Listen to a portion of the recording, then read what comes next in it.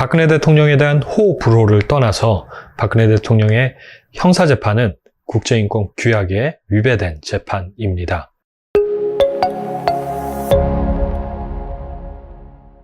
안녕하세요. 트루스포럼의 김은구입니다. 오늘은 박근혜 대통령 형사재판의 문제점에 대해서 간단히 나눠보도록 하겠습니다. 지난 14일 박근혜 대통령에 대한 형사재판이 확정됐습니다. 뇌물 혐의에 대해 징역 15년, 벌금 180억, 그리고 국고 손실 등 나머지 혐의에 대해서는 징역 5년을 선고받았습니다. 박 대통령은 앞서 새누리당 공천 개입 혐의로 징역 2년이 확정됐는데요. 합쳐서 모두 22년의 형기가 확정됐습니다. 형사재판 이전에는 헌법재판소의 탄핵 심판이 있었는데요. 이에 대해서는 별도의 영상으로 한번 다뤄보도록 하겠습니다. 간단히 말씀드리면 헌법재판소의 탄핵 심판의 본질적인 문제점은 사실 인정에 있습니다.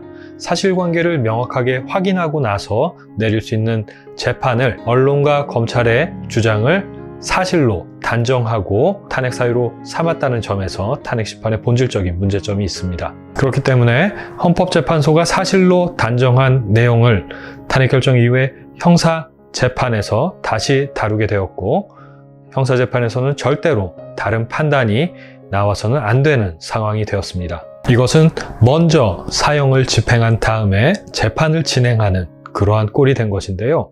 그렇다면 형사재판은 과연 문제없이 공정하게 진행이 되었을까요? 2017년 3월 10일 헌재 탄핵 심판 후 검찰은 같은 달 27일 박근혜 대통령에 대한 구속영장을 청구했고, 박 대통령은 31일 구속됐습니다. 그리고 4월 17일 검찰의 기소가 있었고, 2018년 8월 24일 피고인 박근혜 전 대통령이 불출석한 상태에서 1심 판결이 내려졌습니다. 그런데 박근혜 전 대통령은 2017년 10월 16일 이후에 재판에 참석하지 않았고 변론을 포기했습니다. 왜 그랬을까요? 1심 재판부는 재판할 내용이 많다는 이유로 한 번에 10시간이 넘어가는 재판을 일주일에 4회씩 강행하는 무리한 진행을 했습니다.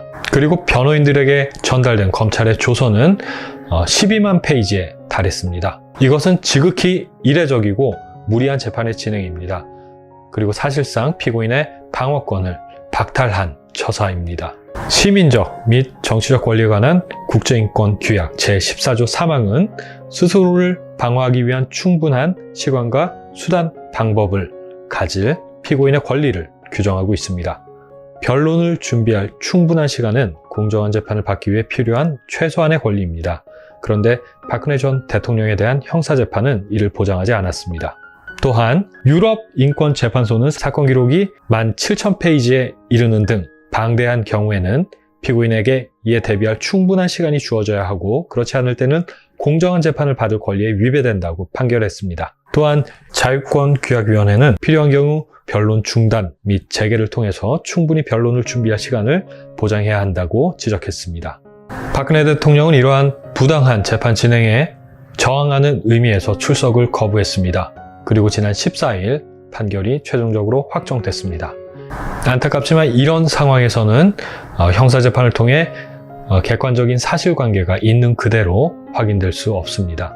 박근혜 대통령에 대한 호불호를 떠나서 박근혜 대통령의 형사재판은 국제인권 규약에 위배된 재판입니다. 법원에 국제인권법 학회가 있는데요. 제가 아는 분들도 많이 계신데 이 점에 대해서 어떻게 생각하시는지 정말 궁금합니다. 박근혜 대통령은 독재자의 딸, 친일파의 상징이기 때문에 박근혜 대통령을 끌어내리는 게 역사의 정의다, 이렇게 생각하시나요?